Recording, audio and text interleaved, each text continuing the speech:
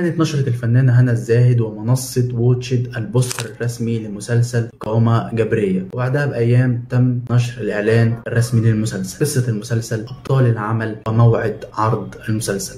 أنا سلمى، يمكن شكلي هادي بس جوايا قصة كبيرة محدش يعرفها.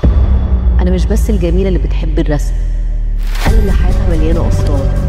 عن أبطال مسلسل إقامة جبرية مع حفظ الألقاب للجميع: هنا الزاهد، صابرين، محمود البزاوي، محمد الشرنوبي، عايدة رياض، محمد الدسوقي، جلا، هشام، سراء جميل. والمسلسل من تأليف أحمد عادل وإخراج أحمد سمير فرج. تقوم الفنانة هنا الزاهد بدور صيدلانية تعاني من أزمة نفسية بعد موت زوجها وكيفية التعامل مع الرجال، فبتقرر إنها تروح لدكتورة نفسية واللي بتجسد شخصيتها هنا الفنانة صابرين. وخلال الأحداث بتتعرف على محمد الشرنوبي اللي قايم بدور ابن دكتورة النفسية، وهو بطل رياضي في السباحة. وهنا بتبدأ الأحداث الغير متوقعة خلال حلقات المسلسل اللي بيتكون من 10 حلقات. هنيجي دلوقتي ونتكلم عن موعد عرض مسلسل إقامة جبرية. كانت نشرت الفنانة هنا الزاهد ومنصة واتشد إن المسلسل هيتم عرضه يوم 8 يناير 8/1/2025.